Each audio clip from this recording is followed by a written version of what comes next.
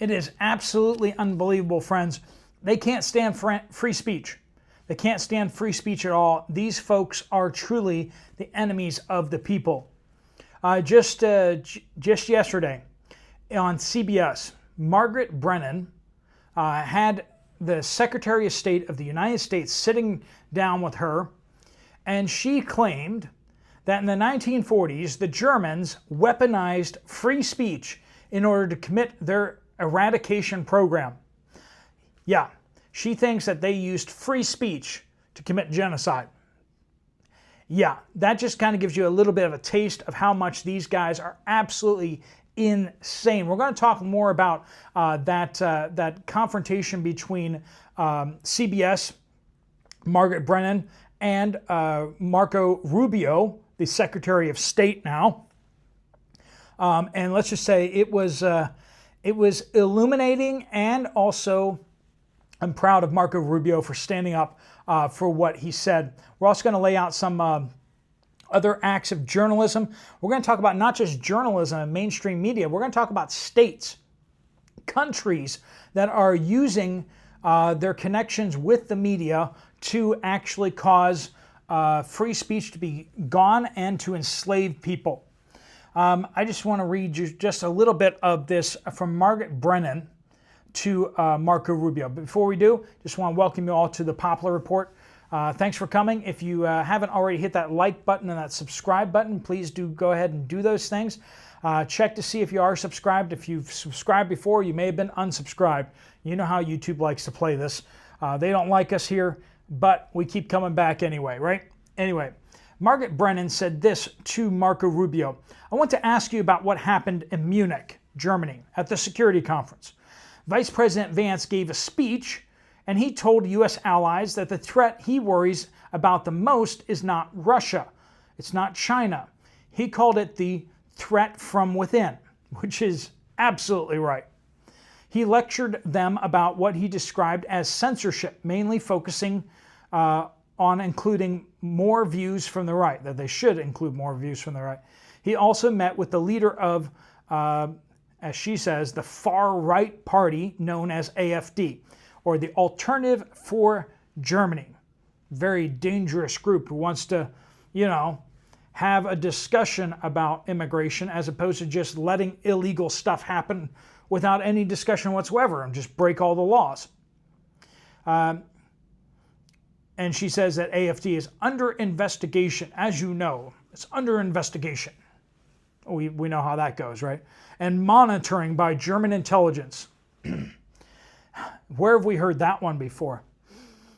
What did all of this accomplish other than irritating our allies? So clearly it did absolutely nothing, but of course it infuriates me. Well, why does it infuriate you if it didn't accomplish anything? That's a good question for her. Should have asked her that.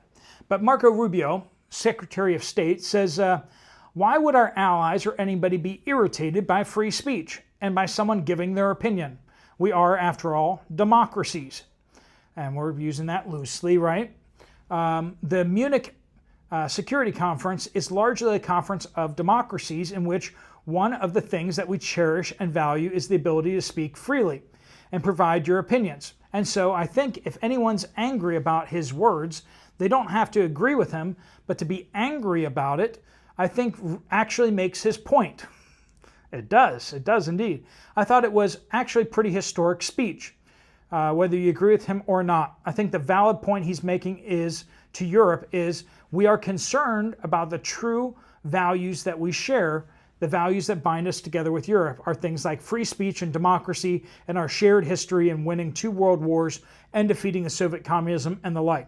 Of course, J.D. Vance was like, you guys are acting like the Soviet communists. That's what he said to them, basically, which is why they're just hopping mad. So he went on and said some other things, but then Brennan said this, which is just, how could anyone say this with a straight face? Well, he was standing in a country where free speech was weaponized to conduct a genocide. And he met with the heads of a political party that has far-right views and some historic ties to extremist groups. The context of that was was changing the tone of it, and you know that, and that the censorship was specifically about the right, and Rubio cut her off. She said, in a country where free speech was weaponized to conduct a genocide, how insane do you have to be to think that the Germans used free speech to do what they did? That is like so naive and just warped in any sense of understanding the history. The Germans did not let anybody speak their mind. Rubio interrupted her and said, well, I have to disagree with you. No, I have to disagree with you. That's what he said. All of that. Free speech was not used to conduct a genocide. The genocide was conducted by an authoritarian, N-word, regime that happened to also be genocidal because they hated those people. And they hated minorities, and they hated those that they had a list of people that they hated, but primarily the people from Israel. There was no free speech in Germany. There was none. There was no opposition in that country either. They were a sole and only party that governed that country. So it's not an accurate reflection of history. I also think it's wrong again. I go back to the point of his speech. The point of his speech was basically that there is an erosion of free speech, an intolerance or opposing points of view within Europe, and that's concerning because it's eroding. Now, she wasn't getting it. She's not exactly the sharpest tool in the shed or bright at all to understand basic history. Not sure where she's getting her understanding of what happened in the 1940s and the 1930s, but maybe she was just smoking stuff with her friends and pals, and they were just kind of making up an alternate history or something like that. I don't know. Still staying in Europe, though, over in the UK, there's a number of different political battles happening right now. Nigel Farage is trying to get the Reform Party in the United Kingdom to basically, so they have kind of like the Republican-like party that's gone way too rhino, and so they're trying to form a new party, the Reform UK Party. And Nigel Farage, who is mostly responsible for getting them out of the European Union in the first place, that was like almost a 20-year battle where he fought to get the UK out of the European Union. He finally succeeded in doing that, and he said, I'm retiring, I'm gone, I'm done, I'm gone. I don't need to be in public life anymore. I accomplished my one thing that I was really set out to do, to get us out of the European Union, to get us out of the potential of being part of a European army and all that. Well, Prime Minister Starmer wants to be part of the European army, though, even though they're not part of the European Union anymore. It's absolutely insane. But he said that Prime Minister Starmer, he accused him of being the biggest threat to free speech in UK history. And you gotta tip your hat to the folks over in the UK, the British folks out there. Their parliament is way more entertaining than the United States Congress. The United States Congress is like, my esteemed colleague over here is a great and fine fellow, but they're just misunderstanding this or that. In the UK, they're going to be like, that bloke over there is absolutely insane and has lost his marbles. Could someone go around the floor and try to help find their marbles? You know, they just stand there and just publicly insult each other. They tell each other exactly what they think of each other. And one has to at least appreciate the bluntness. Prime Minister Starmer being the biggest threat to free speech in U.S. history. J.D. Vance's speech that we're already discussing, talking about the stamping out of free speech and the establishment of totalitarian non-democracies And we use that term once again very loosely. Democracy, just a government that represents the will of the people, and that can include constitutional republics like the United States, and parliamentary republics, and or constitutional monarchies, and all the other things that they got going on over there in Europe. But they're definitely not acting like democracies. They're not representing the will of the people. They're just forcing their views down everybody's throats. And they're forcing everyone to abide by their speech rules. They're only allowed to think, they're only allowed to speak the things that are approved by their governments. And that includes some of these things that are happening right now. The UK has elections coming up where the Reform Party is hopefully going to gain significant seats in Parliament in the UK. And just next week, Germany has major elections. Now, Germany is the largest economy in the European Union. It is the engine, the economic engine of the entire European Union, and it is having major elections. And AfD, or the Alternative for Deutschland, or Alternative for Germany, is polling very high. Elon Musk has come out dramatically in support of AfD. President Trump has expressed support for AfD. J.D. Vance actually met with one of the leaders of AfD, which is what Bremer was talking about, because AfD is really the only possible alternative to the eradication or the destruction of Germany. Because they have all these people coming into their country, same as the United States, and in a lot of ways worse. In the United States, we mostly have people coming in from South America. We got some people coming in from China. We got some people coming in from Africa. We got some of that happening too. But primarily, the people that are coming into the United States are from Central America and South America, right? Well, in Europe, primarily they're having people coming from Muslim countries, which you can imagine is a little more dangerous. Now, we got all these cartels in the United States to deal with, but at least that's mostly focused around economics. Over in Europe, it's focused on culture and religion, which is a serious, serious problem. And so they're facing a very different culture, a culture where women are not respected or not protected. We see that over there in Europe, they are being overwhelmed by people who are violent, who hide their, who cover up their violence with religious speech.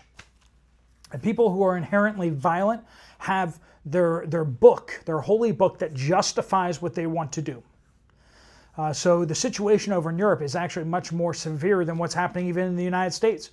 And Germany has been suffering the brunt of this. They have suffered multiple terrorist attacks in just the past 2 weeks. And when you look at the population of Germany compared to the population of the United States, you can see that situation is significantly worse. People in Germany are afraid to walk their streets. They cannot go into their cities. Things are absolutely out of control. And every German has either a choice to pretend that they don't see what they're seeing, or to address what they're seeing and say, I know this is extremely unpopular, but I need to take a stand for what is right and what is right for my family. And it's out of control there.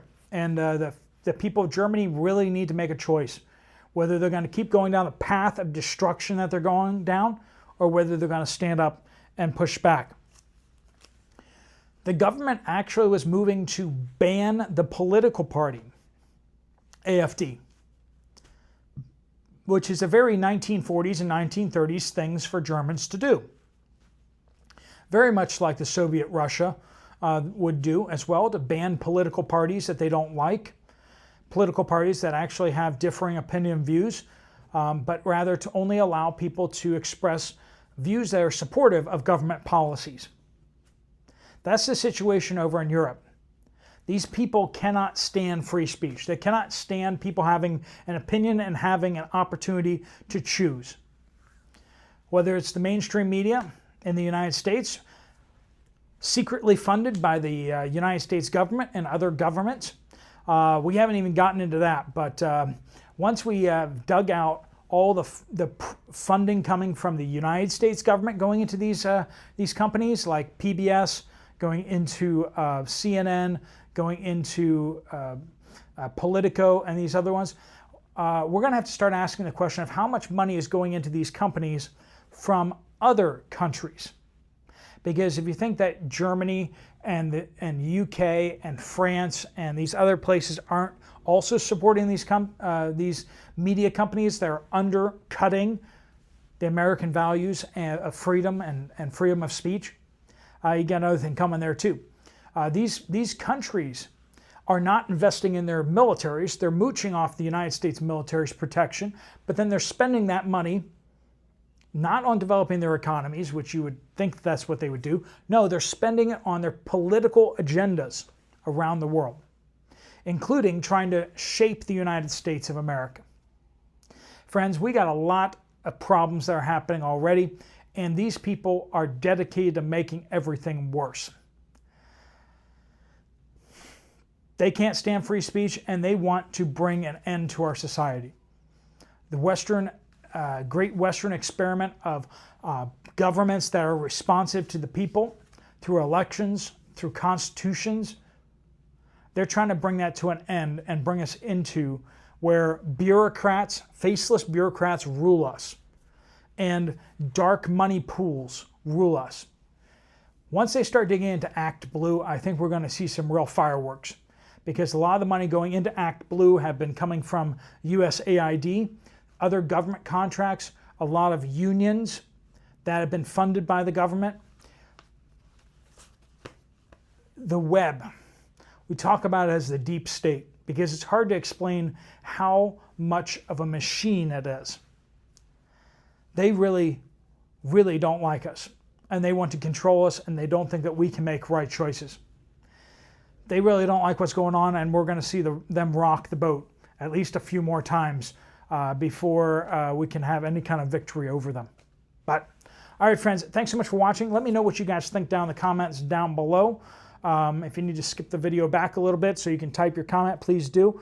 A lot of you guys already typed up your comments and letting me know what you're thinking about what I was saying. But if you want to check out another video from this channel, there's one right up there. I'll see you over there, or I'll see you guys later. Steve Poplar of the Poplar Report, out.